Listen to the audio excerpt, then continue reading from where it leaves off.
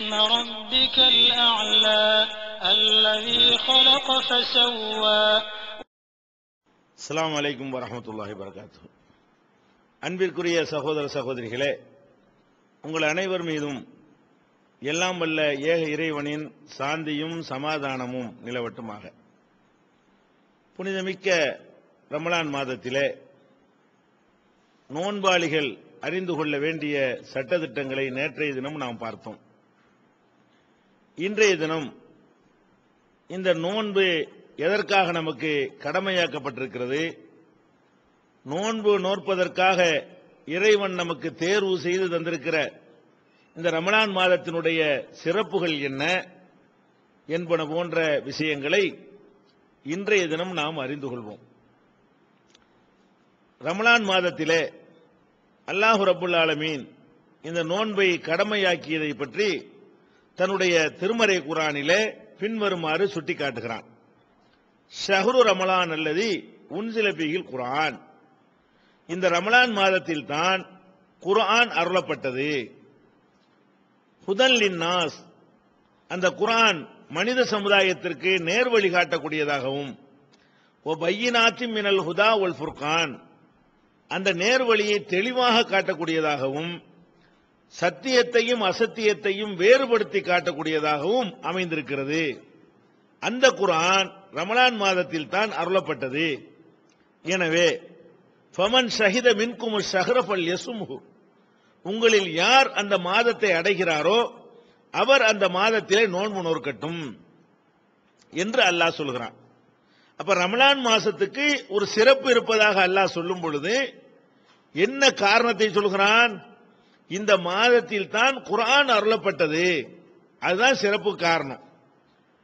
இந்த ரமலான் மாசத்தை நம்ம எடுத்துக்கொண்டோமையானால் மற்ற 11 மாதங்களுக்கும் ரமலான் மாதத்துக்கு என்னமாவது வேறுபாடு இருக்குதா? அதே 24 மணி நேரம் தான். ரமலான் மாதத்தில் மற்ற மாதங்கள் எப்படி எல்லா காரியங்களும் நடக்கிறதோ அதே போலதான் ரமலான் மாதம் அமைந்திருக்கிறது. இதுக்கு என்ன தனி சிறப்பு என்ன ரமலான் மாசத்துக்கு என்றால், இந்த மாசத்துல குர்ஆன் என்ற ஒரு பாக்கியத்தை வழங்குவதற்கு அல்லாஹ் இந்த மாசத்தை தேர்ந்தெடுத்துக்கிட்டான், அவ்வளவுதான். அப்ப குர்ஆன் அருளப்பட்டதுனால தான் ரமலானுக்கு சிறப்பு வந்தது. இந்த மாதத்துக்கு ஒரு தனிப்பட்ட எந்த சிறப்பும் கிடையாது. அல்லாஹ் நமக்கு ஒரு வழிகாட்டுவதற்கு அந்த வேதத்தை தருகிறான். அந்த வேதத்தை தருவதற்கு எந்த மாதத்தை தேர்ந்தெடுத்தானோ அந்த மாதம் ரமலான். அதுக்காக வேண்டி நீங்க நோன்பு வைங்க. இன்னும் சொல்ல போனால் இந்த குர்ஆன் அருளப்பட்டதுனால தான் ரமலானுக்கு சிறப்பு என்பதை இதைவிட அழுத்தமான வேறு வார்த்தையில் அல்லாஹ் சொல்லி காட்டுகிறான். இன்னா அன்ஸல்நாஹு ஃபீ லைலத்துல் கத்ர், இந்த குர்ஆனை லைலத்துல் கத்ர் என்ற மகத்துவமிக்க இரவிலே நாம் அருளினோம். வமா அத்ராக மா லைலத்துல் கத்ர், லைலத்துல் கத்ர் என்றால் என்னவென்று உமக்கு தெரியுமா? லைலத்துல் கத்ரி கைரும் மின் அல்ஃபி ஷஹர், இந்த மகத்துவமிக்க இரவு 1000 மாதங்களை விட சிறந்தது. அப்ப ரமலான் மாசத்தில் அல்லாஹ் குர்ஆனை தர்றான். அந்த ரமலான் மாசத்திலையும் லைலத்துல் கத்ர் என்ற மகத்துவமிக்க இரவிலே இந்த குர்ஆனை தருகிறான். அந்த குர்ஆனை அந்த இரவிலே தந்த காரணத்தினால் அந்த இரவு எத்தனை மடங்கு சிறந்து விளங்குகிறது என்று சொன்னால் 1000 மாதங்களை விட சிறந்து விளங்குது.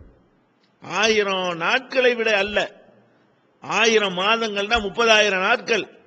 அப்ப 1000 மாதங்களை விடவும் இந்த ஒரு இரவு சிறந்தது. அப்படின்னா இது எவ்வளவு இடத்துல கொண்டு எல்லாம் நிப்பாட்டி இருக்கான்னு பாருங்க. அதாவது குர்ஆன் அருளப்பட்டதுனால அந்த ஒரு இரவு 1000 மாதங்களை விட சிறந்து விளங்குகிறது. அந்த ஒரு இரவு இந்த மாசத்துல இருக்கிற காரணத்தினால் இந்த மாசமும் மற்ற மாசங்களை விட சிறப்பு மிக்க மாசமாக அமைந்திருக்கிறது. இது எல்லாத்துக்குமே காரணம் குர்ஆன் அருளப்பட்டதுதான். ரமலானுக்குன்னு வேற தனிச்சிறப்பு எதுவும் கிடையாது. ரமலான் நாட்கள் மட்டும் 25 மணி நேரம் கிடையாது. அதுக்குன்னு ஒரு அந்த மாசத்துல மட்டும் ஒரே எல்லாருக்கும் பணம் கிடைக்கும், அந்த மாசத்துல மட்டும் யாருக்கும் நோயே வராது அப்படிங்கிற மாதிரியான சிறப்புகளா இருக்குது இல்ல. எதனால சிறப்பு? குர்ஆன் என்ற வேதம் அருளப்பட்டதனால தான் சிறப்பு. அப்ப ரமலானுடைய சிறப்பை அறிந்து கொள்வதற்கு முன்னால் நம்ம எதை தெரிஞ்சுக்கிறோம்? குர்ஆனுடைய சிறப்பையும் குர்ஆனுடைய முக்கியத்துவத்தையும் தான் விளங்கணுங்க. குர்ஆன் அருளப்பட்டதுனால தான் ரமலானுக்கு சிறப்புன்னு சொன்னா, ஒரு மாலை இருக்கிறது, கழுத்தில் போடுகிற மாலை, மலர் மாலை இருக்கிறது என்றால், அந்த மலர் மாலையில நாறு கூட மணக்கும். நாருக்கு இயற்கையாக அந்த மனம் வந்ததா? அந்த பூக்களோடு சேர்ந்து இருந்ததுனால நாருக்கும் மனம். அதே மாதிரிதான் ரமலான் என்ற அந்த மாதம் மனம் பெறுவது எதனால் என்று சொன்னால், குர்ஆன் அந்த மாதத்தில் அருளப்பட்டதுனால தான். அப்ப நம்ம ரமலான் மாசத்துல அடைந்திருக்கிற நாம் இந்த ரமலானின் சிறப்புகளை அறிந்து கொள்வதற்கு முன்னால் குர்ஆனுடைய சிறப்பை, அதனுடைய முக்கியத்துவத்தை, அதனுடைய தத்துவத்தை, அதனுடைய சிறப்பை நம்ம அறிந்து கொள்ள கடமைப்பட்டிருக்கிறோம். இன்றைக்கு நம்ம இஸ்லாத்தை அல்லாஹ்வுடைய மார்க்கம் என்று நம்புகிறோம். ஒவ்வொரு நபிமார்களும் தங்களை அல்லாஹ்வுடைய தூதர்கள் என்று சொல்வதற்கும், தங்களுக்கு கொடுத்தது அல்லாஹ்வுடைய வேதம் தான் என்பதை நிரூபிப்பதற்கும் அந்தந்த காலத்தில் அந்த சமுதாய மக்கள் மத்தியில் சில அற்புதங்களை நிகழ்த்தி காட்டுவார்கள். அந்த அற்புதங்களை பார்க்கிற மக்கள், இவர் இறை தூதர் தான், நமக்கெல்லாம் செய்ய முடியாத காரியத்தை இவர் செய்கிறாரு, இந்த காரியம் இறைவனால் மாத்திரமே செய்ய முடிந்த காரியம், இதை இவர் செய்வாரையானால் நிச்சயமாக இவரை இறைவன் தான் தூதராக அனுப்பியிருக்க முடியும் என்று அந்த மக்கள் நம்பி அவரை இறை தூதராக ஏற்றுக்கொள்கிறார்கள். இது எல்லா நபிமார்களையும் அந்த சமுதாய மக்கள் இது போன்ற அற்புதங்களை பார்த்துத்தான் நம்பினார்கள். நபிகள் நாயகம் ஸல்லல்லாஹு அலைஹி வஸல்லம் அவர்களை கடைசி நபியாக அனுப்பப்பட்ட நபிகள் நாயகம் ஸல்லல்லாஹு அலைஹி வஸல்லம் அவர்களையும் அவர்கள் காலத்தில் வாழ்ந்த மக்கள் அவங்களுடைய கேரக்டரை பார்த்தார்கள், அவங்களுடைய ஒழுக்கத்தை பார்த்தார்கள். அதையும் தாண்டி சில அற்புதங்களை அவர்கள் மூலமாக அல்லாஹ் நிகழ்த்தி காட்டினான அதையும் பார்க்கிறார்கள். பார்த்துட்டு இது இவர் இறை தூதர் தான், நிச்சயமாக இறைவன் தூதரா இருந்தா தான் மனிதனுக்கு செய்ய முடியாத ஒன்றிரண்டு காரியங்களை செய்ய முடியும் அப்படின்னு சொல்லி நபிகள் நாயகம் ஸல்லல்லாஹு அலைஹி வஸல்லம் அவங்கள அல்லாஹ்வுடைய தூதர் என்று அந்த மக்கள் நம்பினார்கள். அற்புதங்களை பார்த்து நம்பினாங்க. அதனால அந்த நம்பிக்கை வலிமையானதாக, உறுதியானதாக, அசைக்க முடியாததாக இருந்தது. நபிகள் நாயகம் காலத்துக்கு பிந்தி வந்த இன்று வரை வாழ்கிற நமக்கும், நமக்கு பின்னால் இனிமேல் வரக்கூடிய மக்களுக்கும் இந்த மாதிரி அற்புதங்களை பார்க்கிற வாய்ப்பு இருக்குதா? நபிகள் நாயகத்துக்கு பிச்சு நபியே வரமாட்டாங்க, அவங்க தான் கடைசி நபி. அப்ப நபிகள் நாயகம் ஸல்லல்லாஹு அலைஹி வஸல்லம் காலத்திற்கு பிறகு வாழ்கிற நம்ம ஏதோ நம்ம தாய் சொன்னாங்க, தகப்பனார் சொன்னாங்க அப்படிங்கிறதுக்காகத்தான் இஸ்லாத்தை ஏற்றிருக்கிறோம். இவர்தான் இறை தூதர் என்பதற்கு எந்த ஆதாரத்தை வச்சு நம்ம நம்பணும்? எந்த அற்புதத்தை நம்ம பார்த்தோம்? ஒரு அற்புதத்தையும் பார்க்கல.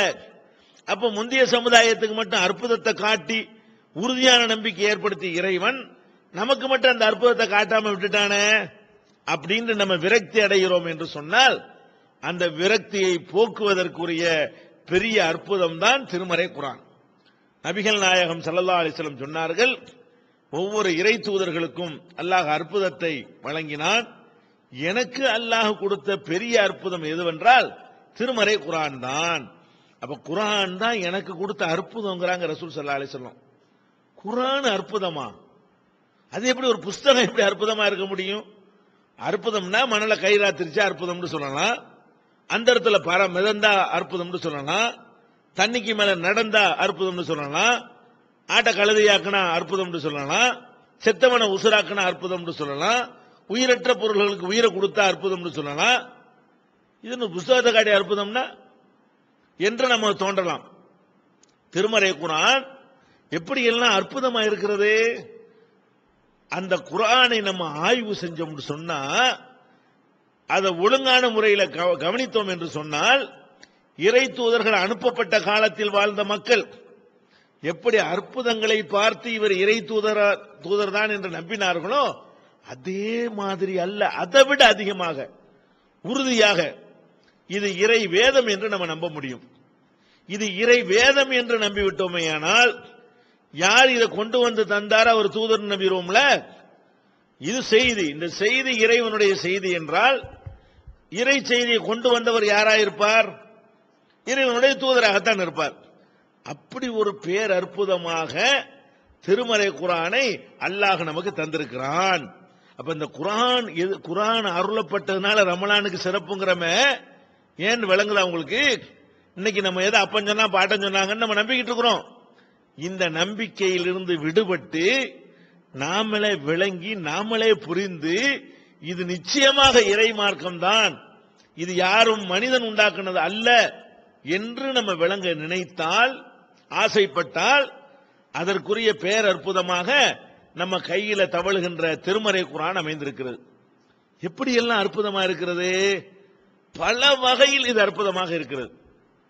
என்ன அற்புதம்? ஒரு நூல் என்று சொன்னால் அதுல யாரும் அந்த நூல் மாதிரி தயாரிச்சிட முடியும். ஒரு மலையை குடையிறதுங்கிற மாதிரி ஒரு பெரிய சாதனை என்ன எல்லாருக்கும் செய்ய முடியாது. இமயமலையில ஏறி சிகரத்தை அடைய சொன்னா கஷ்டமா இருக்கும். ஒரு புஸ்தகத்தை காட்டி இந்த மாதிரி எழுதுன்னு சொன்னா ஏதோ கொஞ்சம் கஷ்டப்பட்டா நெஞ்சிடலாம், எழுதிட முடியும். இந்த திருமறை குர்ஆன் எப்படி அமைக்கப்பட்டு எப்படி தரப்பட்டிருக்குன்னு சொன்னா அதுவே அறைகோல் விடுகிறது. யாருக்கு அறைகோல் விடுகிறது? அரபு மொழியை கரைத்து குடித்து கரை கண்ட பண்டிதர்கள் வாழ்றாங்க அந்த காலத்தில், அவர்களுக்கு அறைகோல் விடுகிறது. அறைகோல் விடுற ஆள் யாரு? எழுதவும் தெரியாது, அவருக்கு படிக்கவும் தெரியாது. எழுதவும் படிக்கவும் தெரியாத முகமது நபி அவர்கள் அன்றைக்கு இருந்த பண்டிதர்களுக்கு அறைகோல் விடுறாங்க. என்ன அறைகோல்?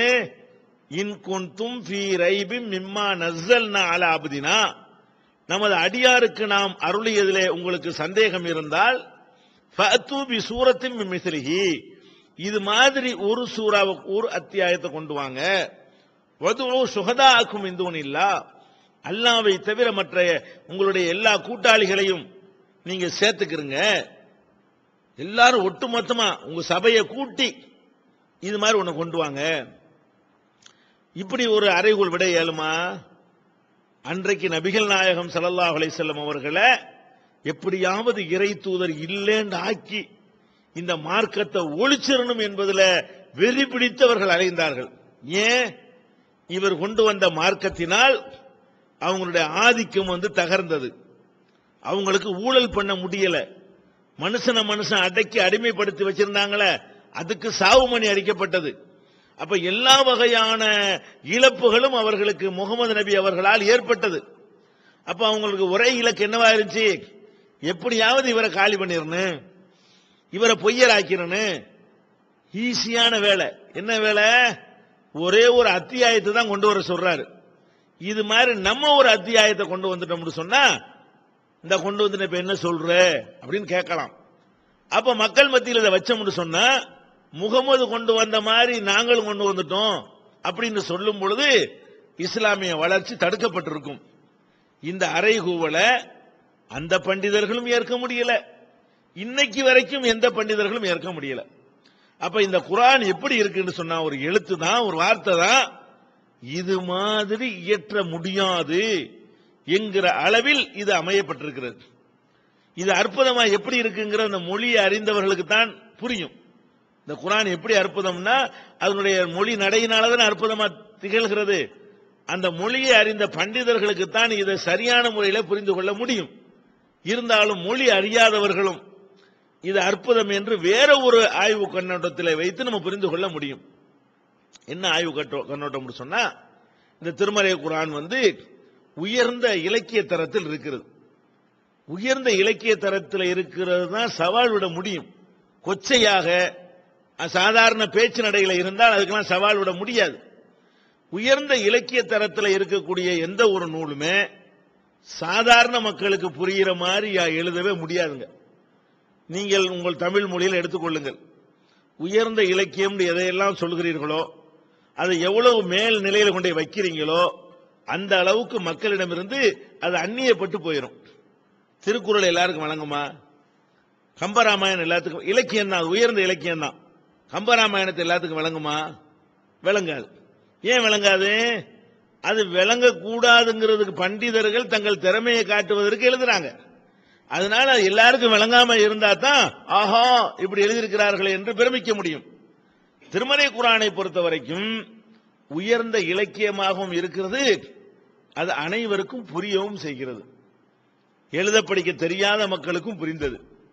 வேறு மொழி பேசக்கூடியவர்கள் பிழைப்புக்காக மக்காவில் வந்து வசித்தார்களே, அந்த மாதிரியான சுஹைபு, பிலாலு, ஹுபைபு போன்றவர்களுக்கெல்லாம் கூட இந்த குர்ஆன் வந்து புரிந்தது. எல்லாருக்கும் புரியவும் செய்யுது, உயர்ந்த இடத்துல இருக்கவும் செய்யுது.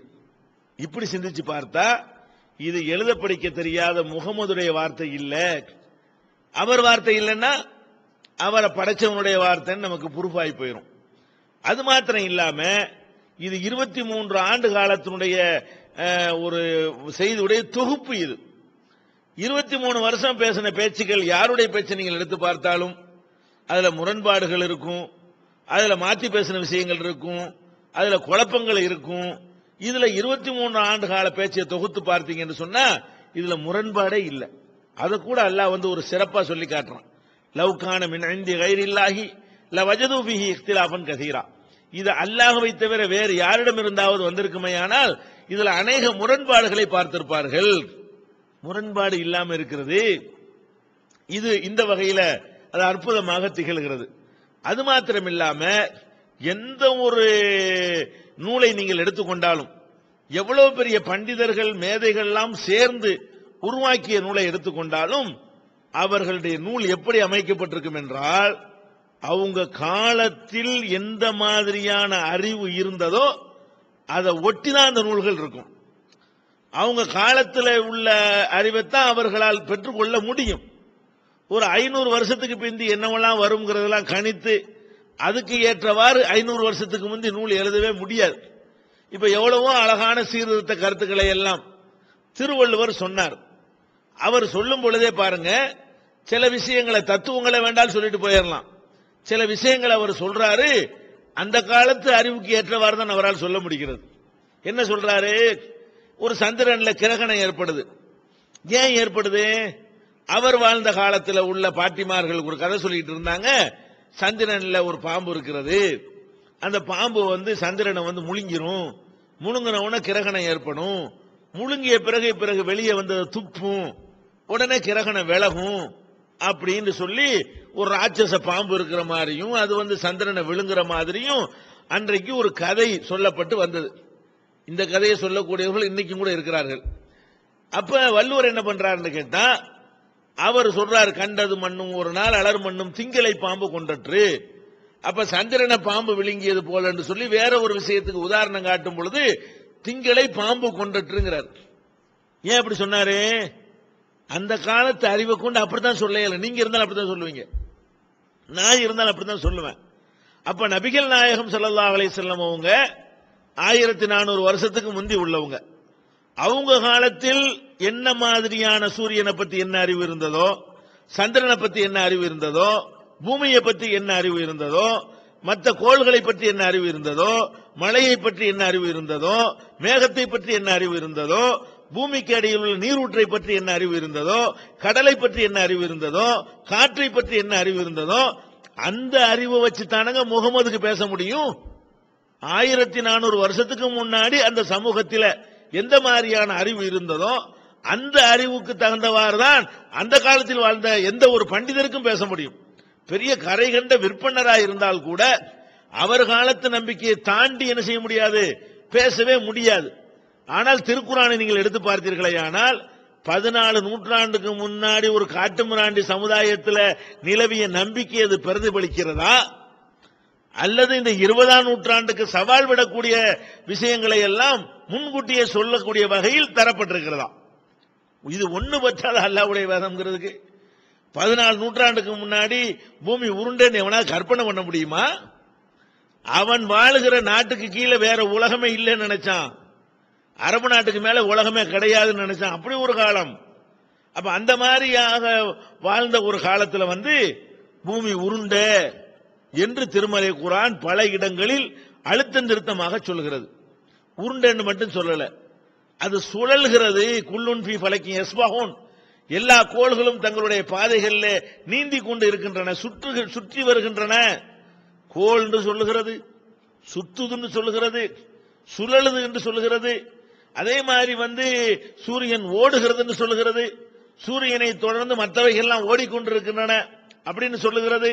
இப்படி எந்த ஒரு மேற்ற சூரியனை பேசினாலும் அது சந்திரனை பற்றி பேசினாலும், எவ்வாறு மழை பொழிகிறது என்று பேசினாலும், எவ்வாறு விண்மீன்கள் கண் சிமிட்டுகின்றன என்று பேசினாலும், கடலுக்கு அடியிலே உள்ள பேரலைகளை பற்றி பேசினாலும், கடலில் இருக்கக்கூடிய இருள்களை பற்றி பேசினாலும், எதை பேசினாலும் இன்றைக்கு ஒரு விஞ்ஞானி எடுத்துக்கொண்டு இது என்னையா காட்டு மிராண்டித்தனமா இருக்குது என்று ஒன்னு காட்ட இயலாது. இது எப்படி இது முடியும்? 14 நூற்றாண்டுக்கு முந்தி எழுதப்பட்ட வழங்கப்பட்ட ஒரு புஸ்தகத்தில் உள்ள செய்திய இன்னைக்கு வந்துகிட்டு விளக்கெண்ணையை ஊத்திக்கிட்டு தேடி தேடி பார்த்தா கூட அதுல ஒரு தப்பு கண்டுபிடிக்க முடியலையே. இது இந்த அறிவியலுக்கு மாற்றம், இந்த உண்மைக்கு மாற்றம்னு சொல்ல முடியல. எப்படி இந்த உலகம் எல்லாம் படைக்கப்பட்டது? எல்லாம் ஒன்னா இருந்துச்சுட்டான். ஒன்னா இருந்து ஒரு பெருசா ஒரு வெடிப்பு வந்துச்சான். வெடிப்பு வந்தோட தூள் தூளாக எல்லாம் செதறி போச்சான். தூள் தூளாக செதறினதெல்லாம் சேர்ந்து ஆங்காங்கே அப்படி திட்டா இருந்தெல்லாம் சேர்ந்து சேர்ந்து உருண்டை உருண்டையா அனுச்சான். அப்படி ஆயி சூரியன் ஒரு பக்கம், சந்திரன் ஒரு பக்கம், செவ்வாய் ஒரு பக்கம், இப்படி கோள்கள்லாம் உருவாச்சு. இப்படி எல்லாம் இந்த உலகம் இப்படித்தான் தோன்றி இருக்க முடியும் என்று ரொம்ப கஷ்டப்பட்டு கண்டுபிடித்து சொல்கிறான். இது தெளிவான வார்த்தையில குர்ஆன் பேசுத. இன்ன சமாவாத்தி வல்லர்த காணத்தாரத்த கண் ஃபதக்னாஹுமா, வானங்கள் பூமி எல்லாம் அப்படி ஒன்றாக அடைக்கப்பட்டு ஒன்று சேர்க்கப்பட்டு இருந்தது, அதை பிச்சு எடுத்தோம். இவன் பெரு வெடிப்புங்கிறான், அல்ல பிச்சு எடுத்தோம்ங்கிறான், பீத்தெடுத்திருக்கிறோம்ங்கிறான். இது எப்படி 1400 வருஷத்துக்கு முந்தின காட்டு மிராண்டி காலத்தில் இது எப்படி சொல்ல முடியும்? கடலுக்கு மேலே அலை இருப்பதை நம்ம பார்க்கிறோம். கடல் பிரயாணம் செய்யாத முகமது நபிக்கு கடலுக்கு அடியிலையும் பேரலைகள் இருக்கிறது என்பதை எப்படி சொல்ல முடியும்? இன்னைக்கு சுனாமி வந்த பிறகு கடலுக்கு அடியிலையும் அலை வரும்ங்கிறத சொல்றான். அதுக்கு முன்னாடி கூட இது பரவலாக மக்களால் அறியப்பட்டதாக இருக்கல. இதை எப்படி அவர் சொன்னார்? இப்படின்னு சொல்லி எதை பற்றி எடுத்துக்கொண்டாலும் சரி, அதுல 14 நூற்றாண்டுக்கு முந்தின பேச்சாகவே இல்லை, ஒண்ணுமே இல்லை. எல்லாமே ஏதோ இன்னைக்கு இந்த காலத்தில் வாழ்ந்த ஒரு பெரிய அறிஞர் மேத சொல்வார, அதை விட சூப்பரா சிறப்பாக இந்த செய்திகளை குர்ஆன் சொல்கிறது. அப்ப இது அற்புதமா இல்லையா? இந்த அற்புதத்தை காணும் பொழுது இது கண்டிப்பாக இது முகமது நபி சொல்லி இருக்க முடியாது. அவர் காலத்தில் இருந்த அறிவை கொண்டு, அவருக்கு இருந்த அறிவை கொண்டு, எழுத படிக்க தெரியாத ஆடு மேய்த்தவராக இருந்த, காலமெல்லாம் பள்ளிக்கூடத்து பக்கம் ஒதுங்காத அவருக்கு இருந்த அறிவை கொண்டு இவ்வளவு பெரிய விஷயங்களை சொல்ல முடியுமா? குர்ஆன் எதையெல்லாம் சொல்கிறது? கருவறையில குழந்தை எப்படி வளருதுன்னு சொல்லுது. எப்படி சொல்லுது? இப்ப ஸ்கேனு எக்ஸ்ரே எல்லாம் கண்டுபிடிச்ச உடனே அவ்வளவு அறுத்து உள்ள பார்த்துட்டு தச்சு பார்த்துட்டு சொல்றானே, இப்படி சொல்லுதுங்க. இது எப்படி முகமது நபி தெரியும்? குழந்தையுடைய கருவளர்ச்சியை பற்றி பேசினாலும் அப்படித்தான் பேசுகிறது, எப்படி மழை உண்டாகுதுன்னு பேசினாலும் அப்படித்தான் பேசுகிறது, எப்படி நிலத்தடி நீர் சேமிக்கப்படுகிறது என்று பேசினாலும் அப்படித்தான் பேசுகிறது. இப்படி எல்லா விஷயங்களையுமே ஒரு 20ஆம் நூற்றாண்டு விஞ்ஞானி பேசுவதை விட சிறப்பாக குர்ஆன் பேசுகிறது என்று சொன்னால், அப்ப இது எவ்வளவு பெரிய பாக்கியம். குர்ஆன் தான் நம்ம அல்லாஹ்வை நம்புறதுக்கும், இது இறைவன் ஒருவன் என்ற இது இறை வேதம் நம்பினால் இறைவனை நம்பிடுவோம். இறைவனை நம்பினால் நம்முடைய மறுமை வாழ்க்கை சிறந்து விளங்கும். அப்ப மற்ற சமுதாய மக்கள் எப்படி நபிமார்களுடைய அற்புதங்களை பார்த்துவிட்டு உறுதியா நம்பினார்களோ, அந்த மாதிரியான நம்பிக்கை நமக்கு வருவதற்கு எது காரணமாக திகழ்கிறது? திருமறை குர்ஆன் காரணமா திகழ்கிறது. அந்த வகையில் பார்த்தாலும் குர்ஆன் அருளப்பட்டதுனால ஏன் ரமலானுக்கு சிறப்புன்னு விளங்குது. அது விஞ்ஞான கண்டுபிடிப்பு ஒரு பக்கம் விடுங்க. அதை விட இன்றைக்கு மனிதன் பிரச்சனைகளுக்கு தீர்வுகளை எதிர்பார்க்கிறான். எவ்வளவோ தீர்க்க முடியாத பிரச்சனைகள் இருக்கிறது. அந்த பிரச்சனைகளுக்கு தீர்வுக்கு என்னென்ன வழிமுறைகளாக கையாளுறான். இஸ்லாம் அப்படி போற போக்கில் சொல்லிட்டு போற தீர்வுக்கு நிகராக இவங்களுக்கு தீர்வு சொல்ல முடியல. இஸ்லாம் ரொம்ப சிம்பிளா, ரொம்ப சாதாரணமா அதுக்கு தீர்வு சொல்லுகிறது. என்ன தீர்வு? உதாரணமா தீண்டாமைன்னு ஒரு கொடுமை இருக்கிறது, நம்ம நாட்டில் இருக்கிறது. மேலை நாடுகளில் கூட வெள்ளத்தோல் கருப்பு தோலுங்கிற வகையில் ஐரோப்பியனுக்கு ஆப்பிரிக்காக்காரனுக்கு மத்தியில் சண்டை நிலவிக்கிட்டு இருக்கிறது. நீக்ரோக்கள் 2ஆம் தர குடிமக்களாக கருதப்படுறாங்க. அவனுக்கு தனி பள்ளிக்கூடம், தனி பஸ், தனி மருத்துவமனை, இப்படி எல்லா வகையிலையும் ஒரு சமுதாயத்தை தோலின் நிறத்தை வைத்து ஒதுக்கி வைக்கிற காட்சியை இந்த 20ஆம் நூற்றாண்டுலையும் பார்க்கிறோம். இது தீக்கணுமா தீக்க கூடாதா? தீக்கணுங்கிறாங்க, தீக்கிறதுக்கு திட்டம் போடுறாங்க, சட்டமும் போடுறாங்க, வன்கொடுமை தடுப்பு சட்டம்ங்கிறாங்க, அதை வந்து அப்படி பேசக்கூடாது இப்படி பேசக்கூடாதுங்கிறாங்க. இன்னமும் ரெட்டக்கோவலே ஒழிக்க முடியல. இன்னமும் அவங்களுக்கு வந்து சில தெருக்கள்ல நடமாட முடியல, சில ஊரணிகள்ல தண்ணி எடுக்க முடியல, சில இடங்கள்ல சில சுடுகாடுகள்ல அவங்கள அடக்க முடியல, புதைக்க முடியல, பிணத்தை எடுத்துக்கிட்டு கூட போக முடியல. சில ஊர்களில் பெண்கள் வந்து ஜாக்கெட் கூட போடக்கூடாது, செருப்பு அணியக்கூடாது, ஆண்கள் மேத்துண்டு போடக்கூடாது, மேல பாதி மேல திறந்தவர்களாக இருக்க வேண்டும். எப்ப இவ்வளவு கடுஞ்சட்டம் போட்டு 7 ஆண்டு தண்டனை 14 ஆண்டு தண்டனை என்றெல்லாம் சொல்லியும் கூட இதுக்கு உங்களால தீர்வு காண முடிஞ்சா? தீர்வு காணன்னு சில சட்டம் போட்டு வந்தாங்க. சில பேர் என்ன பண்ணா, தீர்வு காண்பதற்காக வேண்டி பயங்கரமான தத்துவத்தை சொல்லுவாங்க. என்ன சொல்லுவாங்க? எல்லாருக்கும் ரத்தம் ஒண்ணுதான், ரத்தம் சிவப்பு தானே, உயர்ந்தவர் என்ன தாழ்ந்தவர் என்ன, உடல் மட்டுமே கருப்பு, உதிரம் என்றும் சிவப்பும் வாங்க. அப்படின்னா என்ன அர்த்தம்? என்னடா வசந்தவன் தாழ்ந்தவன், எல்லாத்துக்கும் ரத்தம் சிவப்பு தானடா. ரத்தம் சிவப்புன்னு சொன்னா சமத்துவம் உண்டாயிருமா? கழுதைக்கும் மனுஷனுக்கு கூட ரத்தம் சிவப்பு தான், அப்ப 2 பேரும் சமமா? அட ரத்தம் சிவப்பா இருக்கிறதுனால மனுஷன் சமம் வரும். இது தத்துவமா? இது அறிவுக்கு பொருந்துதா? இவன் என்ன செய்யறான்? ரத்தத்துடைய கலரை வச்சுக்கிட்டு என்ன செய்யறான்? மனுஷனை வந்து வேறுபடுத்த பாக்குறான், மனுஷனை வந்து ஒற்றுமைப்படுத்த பாக்குறான். ரத்தம் சிவப்பா இருக்கலாம், சயின்டிபிக்கா எடுத்தீங்கன்னு சொன்னா ரத்தம் வேற வேற இல்ல.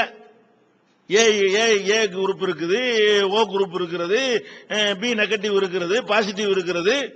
அப்ப அந்த மாதிரி வந்து ரத்தங்களுடைய சிவப்பா இருந்தா கூட அதனுடைய குரூப்புகள் வேறையா இருக்குதா?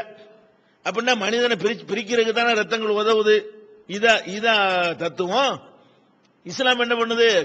அடே ரத்தம் சிவப்புங்கிறதெல்லாம் சமத்துவத்தை உண்டாக்காது, நீ போடுற சட்டங்கள்லாம் சமத்துவத்தை உண்டாக்காது. இஸ்லாம் வந்து நெத்தி அடியா ஒரு அடி அடிக்குது. என்ன அடிக்குது? அடே நீங்க எல்லாரும் ஒரு அப்பனுக்கு பிறந்தவங்க போங்கடான்ற. முடிஞ்சு போச்சா கதை? ஒரு அப்பனுக்கு பிறந்த 2 பேர், எவன் வசந்தவன் எவன் தாழ்ந்தவன்? ஒரு தகப்பன் இருக்கிறான், அவனுக்கு 2 பிள்ளை.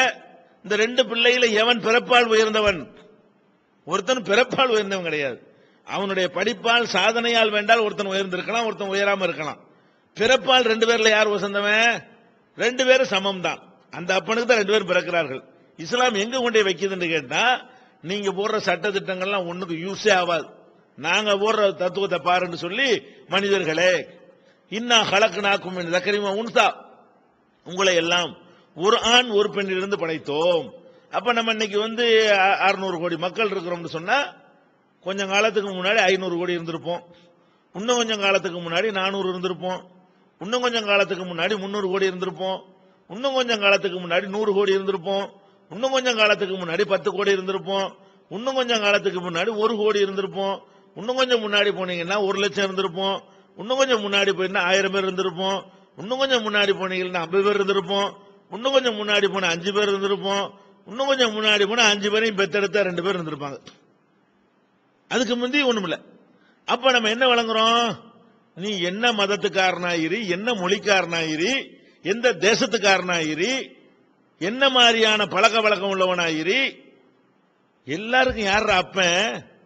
ஒரு தாய் தந்தையிலிருந்து பிறந்தவர்கள் வந்து நான் பிறப்புல நான் வசதி நீ மட்டங்கிறீங்களடா, இது சரியாடான்னு சொல்லி பேசிக்க வச்சு அடிக்குது இஸ்லாம். நெத்தி அடியில போச்ச, தீண்டாமையெல்லாம் ஓடி போச்ச, அண்ணன் தம்பி ஆயிட்டாங்களே.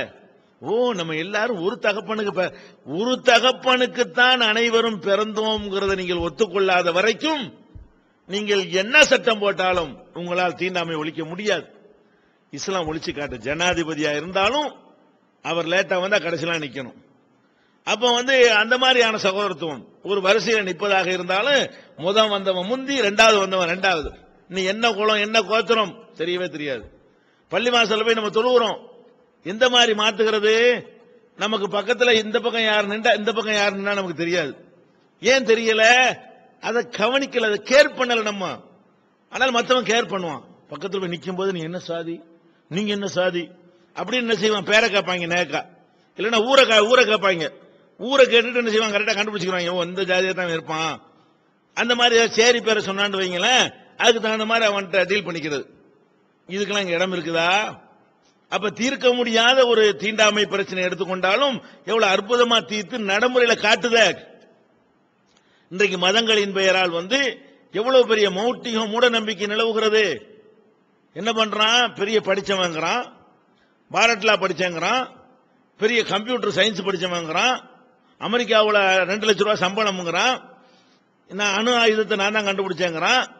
இவ்வளவையும் படிச்ச ஒருத்தனுக்கு கடவுள்டா என்ன, நான் யாரு, நான் யார வணங்குறேன்னு அது என்னன்னு விளங்கலையே. ஒரு மனிதன் வணங்குறான், யாரங்க வணங்கணும்? நீ கடவுளை பார்க்கல, உடுப்பா, கடவுளை நீனும் பார்க்கல நானும் பார்க்கல, சரி வணங்குற, குறைஞ்சபட்சம் உன்னை விட கொஞ்சம் மேல உள்ளதானே வணங்கணும். வணங்க பணியன் நீ போயிட்டேன்னு சொன்னா அப்படித்தானே உலகத்தில் நடக்கிற. ஒரு பள்ளிக்கூடத்தில் வாத்தியார் மாணவர் இருந்தா மாணவன் காலில் வாத்தியார் உழுவாரு, வாத்தியார் தான் மாணவன் காலில். ஏன்? அவன் அறிவு சொல்லுது வாத்தியாருங்கிறவர் கொஞ்சம் வசந்தவர், மாணவன் கொஞ்சம் வசந்தம் இல்லாதவன். ஒரு கட்சியில மாவட்ட செயலாளரும் மாநில தலைவர் இருந்தால் ஒருத்தன் காலில் ஒருத்தன் உழுவுறதா இருந்தா மாவட்ட தலைவர் காலிலையா மாநில தலைவர் உழுவாரு? இஸ்லாத்துல உழுவக்கூடாது. உழுவுற கொள்கை எப்படி நான் கேட்கிறேன். அப்ப யார் யார்கிட்ட உழுவனு? மேல உள்ளவங்க அல்ல, கீழே உள்ளவங்க உழுவனு. அப்போ அறிவு என்ன சொல்லுது? நம்ம உழுவுறதா இருந்தா, கும்புறதா இருந்தா, வணங்குறதா இருந்தா அது நம்மளை விட மேல இருக்கணும், கொஞ்சமாச்சு மேல இருக்கணும். ஈக்குவலா இருந்தா கூட வணங்க மாட்டாங்களா 2 பேரு? கொஞ்சமாச்சு மேல இருக்கணும். இப்படியெல்லாம் பாக்குறிய, பள்ளிக்கூடத்தில் பாக்குற, ஒரு இயக்கத்தினுடைய தொண்டன் தலைவன் மத்தியில பாக்குற, ஒரு குடும்பத்தில் கூட நான் புருஷன் நீ பொண்டாட்டி நீ தான் எனக்கு கீழே இருக்கணும் என்று சொல்ற, அப்பனும் மௌனு வருவையானால் ஏன்டா அப்பனை ஏன்டா ஏத்து பேசுறேன்னு கேட்கிற. மௌனை விட அப்பன் வசந்து இருக்கிறான் வயசுல. அப்ப ஏதாவது ஒரு வகையில வசந்து இருக்கிறவர்களை தான் கீழே உள்ளவங்க வணங்கணுங்கிறதான உங்க சென்ஸ், அதான உங்க அறிவு சொல்லுது. அப்ப எது கள்ள வணங்குறீங்க? இவ்வளவு எல்லாம் கரெக்டா இருக்கக்கூடிய நீ எதை வணங்குற? நீ செஞ்சு வச்சுக்கிட்ட ஒரு கள்ள கடவுளுங்கிற, சூரியனை கடவுளுங்கிற. நீ பேசுவே சூரியன் பேசாது, நீ ஓடுவே சூரியன் ஓடாது, நீ சிந்திக்கவே சூரியன் சிந்திக்காது. சந்திரன் சிந்திக்குமா? காற்று சிந்திக்குமா? மரம் சிந்திக்குமா? உனக்கு உள்ள ஒரு அறிவு அதுக்கு இருக்குதா? ஒரு எறும்பு போய் அதை அரிச்சுன்னா, அதை கரையான் அரிச்சுன்னா தடுத்துருமா அந்த மரம்? கல்லுக்கு மேல நாய் மூத்திரம் பஞ்சா தடுக்குமா? என்ன அறிவுல நீங்க இதெல்லாம் வணங்குறீங்க அப்படின்னு கேட்கக்கூடிய அளவுல பெரிய பெரிய பண்டிதர்கள் ஒரு பக்கம் நிக்கிறாங்க. இன்னொரு பக்கம் பாருங்க, இந்தியாவில் எடுத்துக்கொண்டோமே ஆனால் அதிகம் படிக்காத சமுதாயம் நம்ம தான். இங்கதான் டாக்டர்கள் கிடையாது, என்ஜினியர் கிடையாது, அமெரிக்காவில் வேலை பார்க்கிறவங்க கிடையாது, அணு விஞ்ஞானி கிடையாது. இந்த மாதிரியான லெவல்ல இருக்கிறவன் இங்கிட்டு இருக்கிறான். இவன் எவனாச்சும் ஒரு முஸ்லீம் கல்ல வணங்குறானா? சூரியனை வணங்குறானா? மரத்தை வணங்குறானா? மண்ணங்கட்டியை வணங்குறானா? ஏன்? இவனுக்கு தெரியுது இது என்னை விட மட்டம். அடே, ஒரு மனுஷனை விட மற்ற எல்லாம் மட்டம்னு சொல்லி வழங்குற இந்த அறிவை, பல்கலைக்கழகங்கள் வழங்காத அறிவை எது கொடுத்தது? இந்த குர்ஆன் போட்ட அந்த பதியம் தான். அது விதைத்த விதைதான் பெரிய பெரிய பட்டதாரிகளுக்கும் பல்கலைக்கழகத்தில் கல்வி கற்றவர்களுக்கும் கிடைக்காத ஞானத்தை கை நாட்டு பேர் வழிகளாக இருக்கிற முஸ்லிம்களுக்கு வழங்கி இருக்கிறது. அதை வழங்கியது குர்ஆன். அப்ப எதுக்கெல்லாம் தீர்வுன்னு பாத்தீங்களா? அதே மாதிரி மதத்தை வைத்துக் கொண்டு சுரண்டுகிறார்கள், ஏமாத்துகிறார்கள். அடிப்படை என்ன? மனுஷன் கடவுளாவாங்கிற மனுஷனை கண்ணால பாக்கிறான், நம்மள மாதிரியே அவன் இருக்கான், நல்லா தெரியுது. நீங்க நல்லா சிந்திச்சு பார்க்க வேண்டும். நம்ம நாட்டு குடியரசுத் தலைவர் ஒரு சாமியாருக்கு மண்டி போட்டு கீழே உட்கார்ந்து இருந்தார். அந்த குடியரசுத் தலைவர் யாரு? அவர் எந்த கொலை குற்றமும் செய்யவில்லை. இவர் எந்த சாமியார்கிட்ட உட்கார்ந்து இருந்தார்? அவர் கொலை குற்றம் சாட்டப்பட்டு ஜெயிலில் போய் அடைச்சாரு. இந்த ஜெயிலில் அடைப்பதற்கு ஏற்ற ஒரு ஆளுடைய காலில் போய் இவர் கும்பிட்ட காட்சி நீங்க பாத்தீங்க. இதுக்கு என்ன பேச, என்ன காரணம்? மனுஷன் தான். இதை உங்களால் விளங்க முடிஞ்சா? அந்த குர்ஆனை ஏற்றுக்கொண்ட மக்களை தவிர மற்ற எந்த சமுதாயத்தினாலேயாவது மனுஷன் தான், மனிதன்ட்ட தெய்வீக அம்சம் இல்ல, அவனு நம்மள மாதிரி சாப்பிடுறான், நம்மள மாதிரி குடிக்கிறான், நம்மள மாதிரி மலைஜலத்தை சுமக்கிறான், நம்மள மாதிரி நோய்வாய்ப்படுறான், நம்மள மாதிரி தேவை உள்ளவனா இருக்கிறான், நம்மள மாதிரி நாளைக்கு மண்டையை போட்டுருவான். இதை உங்களால் விளங்க முடிஞ்சா? இஸ்லாத்தில் உள்ள விளங்குறான அந்த விளக்கத்தை இஸ்லாம் கொடுக்குத, குர்ஆனை நம்பிய மக்களுக்கு கிடைக்குத. அப்ப நம்ம என்ன விளங்குறோம் இதிலிருந்து? திருமறை குர்ஆன் என்ற இந்த பொக்கிஷத்தின் மூலமாகத்தான் உலகத்தில் பல்கலைக்கழகங்கள் வழங்காத ஒரு அறிவை நாம பெறுகிறோம். தீர்க்க முடியாத நாட்டில் எவ்வளவு பாருங்க இன்னைக்கு பார்க்கிறோம். எவ்வளவோ அக்கிரமங்கள் நடக்குது, அநியாயம் நடக்குது, தடுக்கணும்னு ஆசைப்படுறாங்க, கூடி கூடி பேசுறாங்க, புதுசு புதுசா சட்டம் கொண்டு வர்றாங்க, தடாங்கிறாங்க, பொடாங்கிறாங்க. பொடாவை கொண்டு வரதான் போடான்னு சொல்லி பார்லிமெண்ட்ல கொண்டு வச்சுட்டு போயிட்டான். அப்ப தடாவுனாலே ஒண்ணும் இல்ல, பொடாவுனாலே ஒண்ணும் இல்ல, என்ன சட்டம் போட்டு ஒண்ணும் இல்ல, தடுக்க முடியல. கற்பழிப்பை குறைக்க முடியல, திருட்டை தடுக்க முடியல, கொலையை தடுக்க முடியல, கொள்ளையை தடுக்க முடியல, கலப்படத்தை தடுக்க முடியல. நாளுக்கு நாள் குற்ற செயல்கள் அதிகரித்துக் கொண்டே போவதை நம்ம பார்க்கிறோம். இஸ்லாம் எவ்வளவு சிம்பிளா தீர்வாக்குது பாக்கிறீங்களா? அத்துவானியே சொல்றாரு இஸ்லாமிய சட்டத்தை கொண்டு வரணும், முடிஞ்சு வச்சா கதை. அப்ப 1400 வருஷத்துக்கு முன்னாடி காட்டுமிராண்டி காலத்தில் வந்த சட்டம் மாதிரி இது இருக்குதா? இந்த 20ஆம் நூற்றாண்டு மேதைகளுக்கு பாடம் சொல்லி தரக்கூடிய தரத்தில் அமைந்திருக்கிறதா? இப்படி எல்லாத்துக்கும் தீர்வு. இதை கொண்டு வந்தா சட்டம் உங்களுக்கு பிரச்சனை ஓவர் என்கிற அளவுக்கு அது பேசுகிற சட்டம் அப்படி இருக்கிறது, அது பேசுகிற கொள்கை அப்படி இருக்கிறது, அது சொல்லுகிற முன்னறிவிப்பு அப்படி இருக்கிறது, அது பேசுகிற சயின்ஸ் அப்படி இருக்கிறது, அதுல உள்ள தத்துவம் அப்படி இருக்கிறது. இப்படி எந்த ஒரு வகையை எடுத்து நீங்கள் குர்ஆனை வைத்து ஆய்வு செய்து பார்த்தாலும் இது அல்லாஹ் தந்ததுக்காக வேண்டி எவ்வளவும் நன்றி கடன் செலுத்தலாம். அதனாலதான் இது இறங்கின ஒரு ராத்திரி 1000 மாசத்தை விட சிறந்ததாக ஆகுறது. அந்த ஒரு ராத்திரி இருக்கிற காரணத்தினால அந்த மாசமே சிறந்ததாக ஆகுறது. அதுக்குத்தான் அல்லாஹ் என்ன செய்யறான், டேய் உனக்கு என்னத்தை நான் தந்திருக்கிறேன், அதுக்கு நீ என்ன செய்ய போற? நோன்பு வை. நோன்பு வைக்க சொன்னது கூட காரணம் என்ன? உங்கள்கிட்ட தந்துட்டு எல்லாம் நோன்பு வைக்க சொல்றான். ஷஹ்ரு ரமலான் அல்லதி உன்சில பிஹில் குர்ஆன், இந்த ரமலான் மாதத்தில் தான் குர்ஆன் அருளப்பட்டது. குர்ஆன் அருளப்பட்ட எங்களுக்கு என்ன கேக்குறீங்களா? ஹுதன் லின்னாஸ், அந்த குர்ஆன் மனிதனுக்கு நேர்வழி காட்டும். வபையினாத்தி மினல் ஹுதா வல் ஃபுர்கான், அந்த நேர்வழியை தெளிவாக காட்டும், சத்தியத்தையும் அசத்தியத்தையும் வேறுபடுத்தி காட்டும். எனவே ஃபமன் ஷஹித மின்குமுல் ஷஹ்ர ஃபல்யஸ்முஹு, உங்களில் யார் அந்த மாதத்தை அடைகிறாரோ அம்மாதத்தில் அவர் நோன்பு நோக்கட்டும். அப்ப நம்மள நோன்பு நோக்க அல்லாஹ் ஏன் சொல்றான்னு கேட்டா, உலகத்தில் யாருக்கும் கிடைக்காத ஒரு பாக்கியத்தை, ஒரு பேரருளை, குர்ஆன் என்ற பொக்கிஷத்தை நம்முடைய கையில தந்துட்டு, இதை உனக்கு தந்திருக்கிறேன்ல, லைலத்துல் கத்ர்ங்கிற இரவுல தந்தன்ல, அந்த இரவு ரமலான் மாசத்துல இருக்குது. அதனால அந்த ஒரு இரவில் இறக்கப்பட்ட காரணத்தினால் அது உள்ளடங்கி இருக்கிற அந்த ஒரு மாசத்துக்கு நீ நோன்பு வச்சு நன்றியை தெரிவிடான்னு அல்லாஹ் சொல்றான். அப்ப இந்த ரமலான் அவ்வளவு பெரிய சிறப்பு வாய்ந்ததாக அமைந்திருப்பதை நம்ம புரிந்து கொள்ள வேண்டும். அடுத்ததாக இந்த நோன்பு, ரமலானுடைய சிறப்பை வழங்கி கொண்டோம். இந்த நோன்பு எதுக்கு நோன்பு வைக்கிறோம்? அதுல கூட பாருங்க, எல்லா மதங்களுடைய வணக்க வழிபாடுகள் எடுத்து பார்த்தீங்கன்னு சொன்னா அது மனுஷனை கஷ்டப்படுத்துவதில் கடவுள் இன்பம் காண்பார்ங்கிற அடிப்படையில் தான் அது நிறுவப்பட்டிருக்குங்க. எந்த மதத்தினுடைய வழிபாட்டை நீங்க எடுத்தாலும் சரி, கடவுள் பேரால இவர் நஷ்டப்படணும், கஷ்டப்படணும், அதை பார்த்து கடவுள் சந்தோஷப்படுவார். காணிக்கை கொண்டு கொட்டணும், அது மாதிரி தன்னைத்தானே வேதனைப்படுத்திக்கிறன்னு, அழகு குத்திக்கிறன்னு, சவுக்கால் அடிச்சுக்கிறன்னு, குளிர்ல விட விட நடுங்கிக்கிட்டே நடந்தே போகணும், செருப்பு போடக்கூடாது, தீயில போய் மிதிக்கணும், இப்படி எல்லாம் ஏதாவது செஞ்சா தான் என்ன செய்ய, தலையில தேங்காயை கொண்டு உடைப்பாங்க, மண்டையில ரத்தம் ஓடும், இருந்தாலும் கடவுளுக்காக மண்டையை கொடுத்துட்டு இருக்கணும். இப்படி எல்லாம் செஞ்சா கடவுள் என்ன செய்வாரா?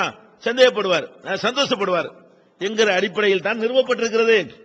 இந்த மார்க்கத்தில் மாத்திரம் எந்த வணக்கத்தை எடுத்தாலும் இப்படி ஒரு அம்சமே இருக்காது. பள்ளியாசலுக்கு நீ காணிக்கை கொண்டு வர வேண்டியது இல்லை, கடவுளுக்கு வாழைப்பழம் வாங்கிட்டு வர வேண்டியது இல்லை, உங்களுக்கு தொழுகிறதுக்குரிய சுத்தமான ஒரு இடம், கைகால் மூஞ்ச கழுவிட்டு வரலாம். இப்படி இந்த மாதிரி வசதிகளோடு இருக்குமே தவிர உங்களை கஷ்டப்படுத்தக்கூடிய எதுவுமே இருக்காது. இந்த நோன்பு மட்டும் பாத்தீங்கன்னா அப்படி தெரியும். பார்த்தா என்ன தெரியும்? என்ன அல்லாஹ் யாரையும் கஷ்டப்படுத்த மாட்டான். ஓ, ஒரு மாசத்துக்கு சோறு திங்க வேணாங்கிறானே, இது என்ன அது கஷ்டமா இருக்கேன்னு நீங்க நினைக்கலாம். ஆனால் அது மேலோட்டமா பார்க்கும்போது அப்படி இருக்குமே தவிர உண்மையில ஆழமா சிந்திச்சு பாத்தீங்கன்னா கஷ்டமே கிடையாது. ஏன் கிடையாதுங்கிறோம்? ரமலான் மாசத்துல நீங்க நோன்பு வைக்கிற காலத்திலையும் சரி, நோன்பு வைக்காத 11 மாசத்திலையும் சரி, அதே சாப்பாட்டை தான் நீங்கள் சாப்பிடுறீங்க. ரமலான் மாசத்துல என்ன பண்றோம்? இரவுல சாப்பிட்டு பகல்ல சாப்பிடாம இருக்கிறோம். வேற மாதங்கள்ல பகல்ல சாப்பிட்டு இரவுல சாப்பிடாம இருக்கிறோம். 8 மணிக்கு ராத்திரி படுக்கிறோம், காலையில 10 மணிக்கு எந்திரிக்கிறவர்கள் அதிகமா இருக்கிறாங்க.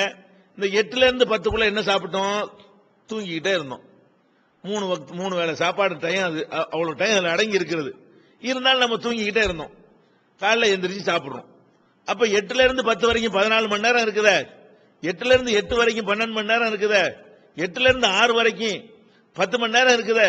இந்த 10 மணி நேரம் சாப்பிட்டோமா? அப்ப இரவு முழுவதும் சாப்பிடாம தான் இருந்தோம். சாப்பிடாம இருந்த நம்ம அதனால செத்துட்டோமா? அதனால கஷ்டமாயி போச்சா? அதனால உடல் தளர்ந்து போச்சா? ஒண்ணுமே ஆவல. 11 மாசமும் ராத்திரில சாப்பிடவே இல்லை, நம்ம நல்லா தான் இருக்கிறோம். அப்ப அதுல இருந்து நம்ம என்ன விளங்குறோம்? ஒரு 12-14 மணி நேரம் சாப்பிடாமல் இருப்பதனால் ஒண்ணுமே ஏற்படாது என்று 11 மாசம் நிரூபிச்சிருக்கிறோம். அத ரமலான்ல உல்டா பண்றோம், வேற ஒண்ணும் கிடையாது. மாத்திரம். எப்படி மாத்திரம்? நீ பகல்ல 12 மணி நேரம், ராத்திரில 12 மணி நேரம் திங்காம இருந்தீல, பகல்ல 12 மணி நேரம் திங்காத. இப்ப ராத்திரில நல்லா சாப்பிட்டுக்க. ராத்திரில என்ன செய்யறோம்? 3 வேளைக்கு மேல 4 வேளை அடிக்கிறவங்களா இருக்கிறான். நோம்பு திறந்தோன்னு கஞ்சி அடிக்கிறான், தொழுதுட்டு வந்தவனு ஒரு சாப்பாடு சாப்பிடுறான். ராத்திரி 10 மணிக்கு தராவியை தொழுட்டு வரேன்னு சொல்லி 11 மணிக்கு ஒருக்கா இன்னொரு சாப்பாடை போடுறான். 3 மணிக்கு எந்திரிச்சுக்கிட்டு ஒண்ணு பண்றான். இது போக நோம்புல ருசியா உள்ள போவாத, நேரம் கட்ட நேரத்தில் சாப்பிடுறமே, அதுக்காக வேண்டி வகை வகையான இதுகளை செஞ்சுக்கிறான். இடையில நொறுக்கு தீனி வேற போட்டுக்கிட்டு சாப்பிடுறான். கணக்கு பண்ணி பாத்தீங்கன்னு சொன்னா 11 மாசம் சாப்பிடுறதை விட கொஞ்சமாவது அதிகம் தான் ஒருத்தன் சாப்பிடுறான். ரமலான் மாசத்துல கொஞ்சமாச்சு, நிச்சயமாக கொஞ்சமாச்சும் அவனுடைய உணவுடைய அளவுலையும் தரத்திலையும் அதிகம் தான் இருக்கும். அப்ப இந்த நோம்பு நம்மளை கஷ்டப்படுத்தினால விளங்கிக்கணும். 11 மாசம் அளவுக்கு தான் இந்த ஒரு மாசமும் நம்ம சாப்பிடுறோமே தவிர, அதோட கூடத்தான் சாப்பிடுறோமே தவிர, அவ்வளவு பெரிய ஆராய்ச்சிலாம் இதுக்கு வேணாம். போன வருடம் நீங்க ஒரு வருஷம் கணக்கு எழுதி வச்சிருந்தீங்கன்னா பாருங்க, 11 மாசம் என்ன செலவாகுது, ரமலான்ல என்ன செலவாகுது பாருங்க, டபுளா இருக்கும். அப்ப நல்லா திங்கிறோம். அப்ப ரமலான் மாசத்துல அதிகமாக சாப்பிடுறோமே தவிர இது கஷ்டப்படுத்துறதுக்கா இல்ல, வேற எதுக்குன்னு கேக்குறீங்களா? அதுல ஒரு அர்த்தம் இருக்குது. என்ன அர்த்தம்? இந்த ரமலான் மாசத்துல நம்ம ராத்திரில சாப்பிடாம இருக்கிறோம்னு வைங்க, தூங்கிடுவோம். தூங்குனா என்னவாக? பசி தெரியாது. பசிக்கு உள்ளுக்குள்ள தேவைப்படும், தெரியாது. நம்ம தூங்கிடுறோமே, எந்திரிச்ச பிறகு ஒரு மாதிரியா இருக்கும், சாப்பிட தோணும். அதனால இந்த பசிய தெரியாத காரணத்தினால நம்மளை கண்ட்ரோல் பண்றதுங்கிற மேட்டருக்கு இடம் இல்லை. அதுவா இயற்கையாகவே அப்படி போயிடுது. ரமலான்ல என்ன நடக்குதுன்னு கேட்டா, பகல்ல சாப்பிடாம இருக்கிறதுனால காலையில சாப்பிட்டு பழகிருப்போம். காலை நேரம் வந்தவொடனே 4 இட்லி சாப்பிட்டா நல்லா இருக்குமேன்னு தோணும். நம்ம என்ன செய்வோம்? அம்மாடி எல்லாம் சாப்பிடக்கூடாதுட்டானே, கண்ட்ரோல் பண்றோம். பசிக்குது, கண்ட்ரோல் பண்றோம். மத்தியானம் ஆனவுடனே போன மாசம் சாப்பிடுற யாபத்துக்கு வரும், இது சாப்பாட்டு நேரம்ல அப்படிங்கிற யாபம் வந்தவொடனே மத்தியானம் சாப்பிடணும் முடிச்சுக்கிட்டு இருக்கிறோம் தோணும். உடனே என்ன செய்வோம்?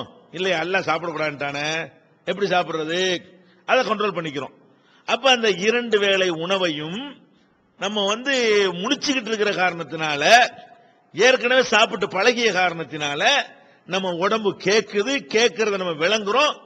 விளங்கி என்ன செய்யறோம்? அந்த நப்ச ஆசையை அடக்குறோம், கண்ட்ரோல் பண்றோம். முடியாது, தரமாட்டேன். பசிக்குதா? தர முடியாது. ஏன் தர முடியாது? என் இறைவன் சாப்பிட வேண்டாம் என்று சொல்லிவிட்டான், நான் தரமாட்டேன். எனக்கு பசிக்கிறது, தரமாட்டேன். உனக்கு நான் அடிபணிய மாட்டேன், எனக்கு நீ அடிபணியன் என்று சொல்லி ஒவ்வொருவனும் தன்னுடைய மனோ இச்சையை அடக்கி மிதிச்சு அதுக்கு பயிற்சி கொடுக்கிறான். இந்த பயிற்சியை எடுத்துக்கொண்ட ஒருவன் என்னவாவான்? வெளியில் அவனுடைய எதிர்கால வாழ்க்கை பிரகாசமா அமைஞ்சிருங்க. அல்லாஹ் குர்ஆன்ல இதை சொல்லி காட்டுறான். யா அய்யுஹல்லதீன ஆமனு, நம்பிக்கை கொண்ட மக்களே, குத்திப அலைக்குமுஸ் ஸியாம், நோன்பு உங்கள் மீது கடமையாக்கப்பட்டுள்ளது. கமா குத்திப அலல்லதீன மின் கப்லிக்கும், உங்களுக்கு முன்னர் வாழ்ந்த சமுதாயத்தின் மீது கடமையாக்கப்பட்டது போலவே உங்கள் மீது கடமையாக்கப்பட்டுள்ளது. லஅல்லக்கும் தத்தகூன், நீங்கள் இறையச்சமுடையவர்களாக திகழ்வதற்காக. அப்ப இந்த நோன்பு எதுக்கு கடமைன்னு கேட்டா, நம்ம இந்த பகல் நேரத்தில் நமக்கு பசிச்சு சாப்பிடணும்னு நமக்கு தோணி சாப்பிட மாட்டோம் நம்மளை கண்ட்ரோல் பண்ணோம்னு சொன்னா, அது எதுக்காக கண்ட்ரோல் பண்ணோம்? உலகத்துக்காக வேண்டியா? உலகத்துல யாருமே பாக்காட்டி சாப்பிட்டு இருப்போமா? சாப்பிட்டு இருக்க மாட்டோம். ரமலான் மாசத்துல ஒருத்தர் நம்மளை பார்க்காவிட்டாலும், நம்ம மட்டும் தனியா இருந்தாலும், யாருமே பார்க்காத ஒரு காபிர்கள், முஸ்லிம் அல்லாத மக்கள் வாழ்கிற ஒரு ஊருக்கு நீங்கள் போய் இறங்கினாலும், நோன்பு வைத்திருந்தீர்களேயானால் நீங்க சாப்பிடுவீங்களா? சாப்பிட மாட்டீங்க. ஏன்? இறைவன் தடுத்துட்டான். சரி, இறைவன் தடுத்தா என்ன, யாரு உங்களை பார்க்க போறா? இறைவன் பார்ப்பான். அப்ப இறைவன் தடுத்திருக்கிற காரியத்தை இறைவன் பார்ப்பான் என்பதற்காக நம்ம தவிர்த்து ஒரு மாசம் பழகினோம் என்று சொன்னால், இந்த உணர்வுகளை மனசிலே வைத்துக் கொண்டு அப்படி பழகினோம் என்று சொன்னால், பள்ளிவாசலுக்கு அந்த ரமலான் முடிந்த பிறகு உள்ள வாழ்க்கையில என்ன செய்வோம்? நம்முடைய வாழ்க்கை அல்லாஹ்வுக்கு பயந்து பயந்து நடக்கும். வெளியில வர்றோமா, கலப்படம் பண்ணணும்னு தோணும். ஒரு பொருளை காட்டி ஒரு பொருளை விற்கிறதுக்கு தோணும். அளவு நிர்வாகிகள் மோசடி பண்றதுக்கு தோணும். வாங்கின கடனை கொடுக்காம இருக்கிறதுக்கு தோணும். கொள்ளையடிக்க தோணும். திருட தோணும். அப்ப நம்ம மனசுல வரும், ஆமா நமக்கு சொந்தமான சாப்பாட்டைய யாரும் இல்லாத நேரத்திலேயே நம்ம சாப்பிடாம இருந்தோமே, அல்லாஹ் பார்க்குமான்னு பயந்துகிட்டு இருந்தோமே, இப்ப அடுத்தவன் பொருளா செய்யுது. இந்த 50 கிராம் நம்முடையது இல்லையே, இந்த கலப்படம் பண்ண நம்முடையது இல்லையே, இந்த வாங்கின கடன் நம்முடையது இல்லையே, அடுத்தவன் பொருளாச்சே, அது எப்படி நம்ம சாப்பிடுறது? இப்படி நினைத்தால் அது எவ்வளவு பெரிய பக்குவத்தை ஏற்படுத்துன்னு பாருங்க. எவ்வளவு பெரிய பயிற்சி. அதுக்கு தாங்க இந்த நோன்பு கடமை. சோத்தை மிச்சப்படுத்துறதுக்காக வேண்டிய அல்லாஹ்வுடைய கஜானாவெல்லாம் குறைஞ்சு போச்சு, கொஞ்ச நேரம் சாப்பிடாம இருந்து மிச்சப்படுத்துங்க, அதுக்காக கடமையாக்கப்பட்டிருக்கு இல்ல. நபிகள் நாயகம் ஸல்லல்லாஹு அலைஹி வஸல்லம் அவங்க இந்த தத்துவத்தை அழகா சொல்லி தர்றாங்க. எப்படி சொல்றாங்க? மல்லம் யத கௌல ஸூர் வல் அமல பிஹி, யார் ஒருத்தன் பொய்யான சொற்களையும் தீய செயல்களையும் விட்டு விலகவில்லையோ நோன்பு வச்சுக்கிட்டு, ஃபலைஸ லில்லாஹி ஹாஜத்துன் ஃபீ அன் யத தஆமஹு வ ஷராபஹு, அவன் உண்ணாமல் பருகாமல் இருப்பதில் அல்லாஹ்வுக்கு தேவையில்லை. நீ உண்ணாமத்தாப்ப இருந்த, நீ அந்த உண்ணாம இருந்து தீய செயல்ல இருந்து விலகலைய, தீய சொல்ல இருந்து விலகலைய, நோன்பையும் வச்சுக்கிட்டு தீமையும் செஞ்சுக்கிட்டு இருக்கிறிய, உன்னை அது மாத்தலைய, இது எதுக்கு அல்லாஹ்வுக்கு? அப்ப அல்லாஹ்வுக்கு இதெல்லாம் தேவையே கிடையாது, முதல்ல விளங்கிக்கணும். அப்ப இந்த ஒரு பக்குவத்தை நம்ம பெறுவதற்காகத்தான் அல்லாஹ் நோன்பை நமக்கு என்ன செஞ்சிருக்கிறான்? கடமையாக்கி இருக்கிறான். இஸ்லாத்தினுடைய எல்லா சட்டங்களுமே எல்லா வணக்கங்களுமே இதை அடிப்படையாக வைத்துத்தான் நமக்கு தரப்பட்டிருக்கிறது என்பதை நீங்கள் புரிந்து கொள்ள வேண்டும். தொழுகை எடுத்துக்கொள்ளுங்கள். குனிஞ்சு நிமிர்ந்து நெத்தியை கொண்டே வைக்கிறோம்னா அல்லாஹ் கிரேட் ஏறப்போகுதா? இல்ல. எதுக்காக தொழுகை? இன்ன ஸலாத்த தன்ஹா அனில் ஃபஹ்ஷாஇ வல் முன்கர், தொழுகை என்பது தீய காரியங்களிலிருந்தும் அருவருக்கத்தக்க காரியங்களிலிருந்தும் மனிதர்களை தடுக்கும். அப்ப இந்த தொழுகைக்கு பிறகு உனக்கு என்ன செய்யணும்னு கேட்டா, தொழுகையை கடைபிடிக்க முன்னாடி நீ எப்படி இருந்தியோ அதிலிருந்து மாறி தொழுகையை கடைபிடிக்க ஆரம்பித்த பிறகு உன்னிடத்தில் பொய், பித்தலாட்டம், பிராடு, ஏமாற்று, மோசடி, விபச்சாரம், தண்ணி அடிக்கிறது, எல்லா தீமைகளும் உன்னிடமிருந்து எடுபட வேண்டும். அதை தொழுகை தடுக்கும். எப்படி தடுக்கும்?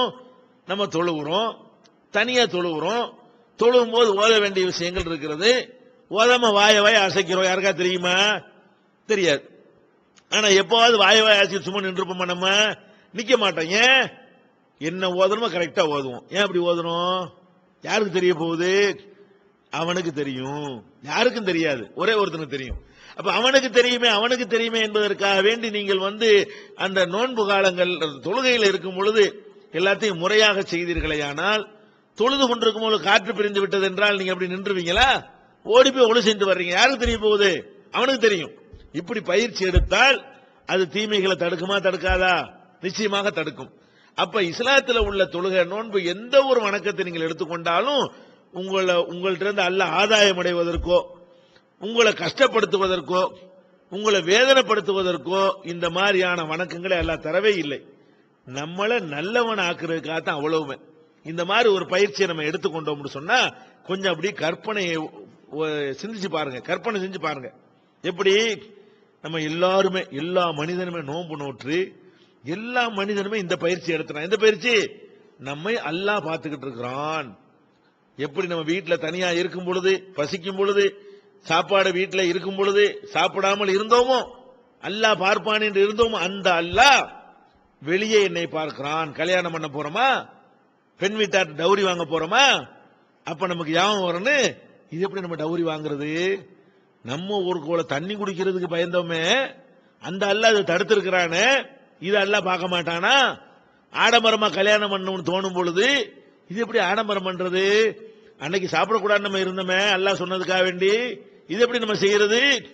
வரதட்சணை வாங்க மாட்டீங்க, ஆடம்பரம் பண்ண மாட்டீங்க, ஃப்ராடு பண்ண மாட்டீங்க, ஏமாத்த மாட்டீங்க, கொள்ளையடிக்க மாட்டீங்க, கொலை செய்ய மாட்டீங்க. ஏன் வீட்டு உணவையே சாப்பிடாதனா உன் வீட்டு உணவை எப்படி சாப்பிடுவேன்? அல்லாஹ் தடை செஞ்சிட்டாங்கிறதுக்காக வேண்டி எனக்கு சொந்தமான ஹலாலான உணவையே நான் தியாகம் செய்திருக்கிறேன், எனக்கு சொந்தம் இல்லாத எப்படி எடுப்பேன்? இப்படி எல்லாரும் மாறணும்டா எப்படி உலகம் இருக்குன்னு பாத்தீங்களா? திருட்டு இருக்குமா, கொள்ளை இருக்குமா, கொலை இருக்குமா, ஃப்ராடு பித்தலாட்டம் இருக்குமா? இப்படி எல்லாரும் அப்படி மாறுவார்களே ஆனால் ஒட்டுமொத்த உலகத்துக்கு எவ்வளவு பெரிய நன்மை, இவனுக்கு நன்மை, உலகத்துக்கு நன்மை, இவனுடைய மறுமைக்கு நன்மை. இது மாதிரியான ஒரு நல்ல நோக்கத்திற்காகத்தான் இஸ்லாம் நோன்பு என்ற கடமையை இந்த புனிதமிக்க ரமலான் மாதத்திலே, குர்ஆன் அருளப்பட்ட மாதத்திலே நமக்கு தந்திருக்குதே தவிர எதுக்கு இல்ல? பசியை உணர்வதற்கு ஒரு தத்துவத்தை சொல்லிக்கிறாங்க. பசியை உணர்வதற்கு நோன்புன்னா அப்ப எதுக்கு ஏழைக்கு கடமையாக்கணும்?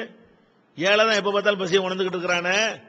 அப்ப பசியை உணர்வதற்கெல்லாம் நோன்பு கிடையாது. பசியை எல்லாரும் உணர்றான். பசியை உணர்வு கடமையாக்குனா ஏதோ ஒரு நாள் கடமையாக்குனா போதும், அன்னைக்கு பசியை உணர்ந்துக்கிறோம். ஆனா பசியை உணர்ந்தா பணக்காரன் சாப்பிட்டு இருக்கிறான், இல்லாட்டி அவன் பசிக்காம சாப்பிடுறான். அவ பசியை உணர்வு அதெல்லாம் நோக்கமே கிடையாது. நோக்கம் என்ன? நம்மை படைத்த இறைவன் நம்மை பார்த்து கொண்டிருக்கிறான் என்கிற உணர்வோடு அவனுடைய எல்லா கடமைகளையும் நம்ம நிறைவேற்ற வேண்டும். அவன் தடுத்த அத்தனையிலிருந்து விடுபட வேண்டும். இத்தகைய ஒரு நிலையை உருவாக்குவதுதான் நோன்பை இறைவன் கடமையாக்கி இருப்பதனுடைய முக்கியமான நோக்கம். இந்த நேரத்தில் நோன்பை நம்ம நிறைவேற்றி இருக்கும் பொழுது இறையச்சத்திற்காக நம்ம நிறைவேற்றி இருந்தாலும் நம்மளை அறியாமலேயே நம்முடைய நோன்புகளிலே சில தவறுகள் ஏற்படுவதற்கு வாய்ப்பு இருக்கிறது. நோன்பு வச்சுக்கிட்டு கோல் சொல்லியிருப்போம், நோன்பு வச்சுக்கிட்டு எல்லாம் பேசக்கூடாதுதான், இருந்தாலும் நோன்பு வச்சுக்கிட்டு கோல் சொல்லியிருப்போம், நோன்பு வச்சுக்கிட்டு புறம் பேசியிருப்போம். அதெல்லாம் பேசினா என்னவாயிரும்? அந்த நோன்பு கிடைக்கிற நன்மையோட அளவு குறைஞ்சு போயிடும். சும்மா ஃபார்மாலிட்டி நோன்பா போயிடும், ஒரிஜினல் நோன்பா இருக்காது, டூப்ளிகேட் நோன்பா ஆயிரும். அப்ப அந்த மாதிரி ஆகக்கூடாது. நம்ம வச்ச நோன்பு நமக்கு முழுசா கிடைக்கணும். அல்லாஹ் சொல்றானே, அஸ்ஸௌமுலி வானா அஜ்ஸிபிஹி, நோன்பு எனக்கே உரியது, நானே அதற்கு கூலி கொடுப்பேன் சொல்றானே. அதை அடைய வேண்டுமானால் நம்முடைய நோன்பு முழுமை பெற்ற நோன்பாக இருக்க வேண்டும். ஆனாலும் நம்ம அறியாமலே நோன்பில் தவறுகள் வந்து விடலாம். அதுக்காக அல்லாஹ் என்ன பண்றான்னு கேட்டா, நபிகள் நாயகம் ஸல்லல்லாஹு அலைஹி வஸல்லம் மூலமாக அப்படி ஏதாவது உங்களுக்கு தவறு நேர்ந்தால் நீங்க ஒட்டுமொத்த 30 நாள் 29 நாள் நோன்பிலே ஏற்பட்ட தவறுகளுக்காக வேண்டி நீங்கள் ஃபித்ராங்கிற ஒரு தர்மத்தை செய்யுங்க. அந்த தர்மத்தை கொடுப்பதன் மூலமாக அந்த நோன்பில் ஏற்பட்ட தவறுகளுக்கு அது பரிகாரமாகிவிடும். அதே நேரத்தில் அன்றைய தினம் ஏழைகள் இருப்பாங்க. ஒரு பெருநாள் என்பது ஒட்டுமொத்த சமுதாயத்துக்கு வரக்கூடியது. பணக்காரன் மட்டும் சாப்பிடுறதுக்கு பேர் பெருநா கிடையாது, நடுத்தர வர்க்கத்தில் உள்ளவங்க மட்டும் சந்தோஷமா இருக்கிறதுக்கு பேரு பெருநா கிடையாது. அந்த சமுதாயத்தில் உள்ள அத்தனை பேரும் அன்னைக்கு சந்தோஷமா இருக்கணும், மன நிறைவோடு இருக்கணும், அத்தனை பேரும் வயிறார உண்ணணும், அப்படிங்கிறதுக்கு தான் பெருநாள். அந்த பெருநாள் தினத்தில நீ சாப்பிடுற மாதிரி அந்த ஏழை சாப்பிடணும், அதுக்கு துணையா இருங்கள் என்பதற்காக நபிகள் நாயகம் ஸல்லல்லாஹு அலைஹி வஸல்லம் அவங்க ஃபித்ரா என்ற தர்மத்தை கடமையாக்கினார்கள். ஃபித்ரானா என்ன? சில பேர் நமக்கு மட்டும் கொடுத்துட்டு போயிடுறாங்க. ஒரு குடும்பத்தை யார் பராமரிக்கிறாரோ அவர் மீது அந்த குடும்பத்து மெம்பர்களுக்கெல்லாம் ஃபித்ரா மெம்பர்களுக்காகவெல்லாம் கணக்கு பார்த்து ஃபித்ரா கொடுக்கிற கடமை இருக்கிறது. 4 பிள்ளை இருந்தால் 4 பிள்ளைக்காக கொடுக்கணும், தாய் தகப்பன் இவர் பராமரிப்பில் இருந்தால் அதற்காக கொடுக்கணும், மனைவிக்காக கொடுக்கணும். இப்படி எத்தனை பேர் இருக்காங்களோ கணக்கிட்டு அதற்கு ஏற்றவாறு அந்த ஃபித்ராங்கிற தொகையை வழங்க வேண்டும். வழங்கினால் நோன்புல உள்ள தவறுக்கு பரிகாரம் ஆயிரும். நோன்பு வச்சவங்களுக்கு, நோன்பு வைக்காத சிறுவர்கள் முதியவர்களாக இருப்பார்களே, ஆனால் அவங்க ஏழைக்கு உதவி செய்ய, பெருநாள் அன்னைக்கு ஏழைக்கு உதவி செய்த நன்மையை அவங்களுக்கு கிடைச்சி போயிடும். எப்ப கிடைக்கும்? நம்ம கொடுக்கிற, அதாவது சொல்லுவாங்க ஒரு பழமொழி, விளக்க பிடிச்சுக்கிட்டே கிணத்துல உழுவக்கூடாதுன்னு சொல்லுவாங்க. இருட்டில் போய் விழுந்தாலும் மன்னிக்கப்படும். விளக்கையும் கையில வச்சுக்கிட்டு போய் கிணத்துல வேணாச்சும் உழுவானா? உழுவக்கூடாது, உழுவ மாட்டான், அறிவாளி உழுவ மாட்டான். இப்ப நம்ம 20ஆம் நூற்றாண்டுல வாழ்றோம். நம்ம கொடுக்கிற இந்த ஃபித்ரா ஒழுங்கா எங்க கொடுத்தா ஒழுங்கா சேருது, இதை சாதாரணமா அப்படி பார்வை பார்த்தால விளங்கி கொள்ளலாம். இப்ப இன்னைக்கு தமிழ்நாட்டை எடுத்துக்கொண்டீர்களே, ஆனால் உங்கள்கிட்ட பலரும் ஃபித்ரா கேட்கிறாங்க. தமிழ்நாடு தௌஹீத் ஜமாத்தும் கேட்குது. நாங்க கேட்டு வாங்கி என்ன செய்யறோம்? அதில் ஒரு பைசாவை கூட இந்த ஜமாத்துல ஒரு டேபிள் வாங்குவதற்கோ, ஒரு மைக் வாங்குவதற்கோ, இந்த மாதிரி ஒரு பூ செட்டு வாங்குவதற்கோ நாங்கள் பயன்படுத்த மாட்டோம். அந்த ஃபித்ராவை வாங்கணும்னு சொன்னா வாங்கி அப்படி கொடுக்கிற வேலை மட்டும்தான். எவ்வளவு கொடுக்கிறீர்களோ அதை அப்படியே நாங்கள் திரட்டி ஏழைகளுக்கு விநியோகிக்கிறோம். 27 லட்சம் ரூபாய் சென்ற ஆண்டு கொடுத்தீர்கள். அது அப்படியே யார் யாரெல்லாம் கொடுத்தீங்கன்னு பட்டியலை உணர்வுதலில் போட்டோம். எந்தெந்த ஊர்களுக்கெல்லாம் விநியோகிக்கப்பட்டது என்ற விவரங்களையும் விளக்கமாக நாங்கள் எடுத்து சொன்னோம். அது அந்த போட்டாக்களையும் எடுத்து போட்டோம், அந்த கணக்குகளையும் வெளியிட்டோம். நில் பேலன்ஸ், வரவும் செலவும் கரெக்ட் ஆகிவிட்டது. அதற்கு முந்தின ஆண்டுடைய ஃபித்ராவை அதே மாதிரி வெளியிட்டோம். ஆனால் சில இயக்கத்தை சேர்ந்தவர்கள் ஃபித்ரா என்று வசூலிக்கிறார்கள், அந்த இயக்கத்திற்கு பயன்படுத்துகிறார்கள், இயக்க நிர்வாகிகளுக்கு எடுத்துக் கொள்கிறார்கள், தங்களுடைய வசதிக்கு பயன்படுத்துகிறார்கள், நிர்வாக செலவுக்கு எடுத்துக் கொள்கிறார்கள்.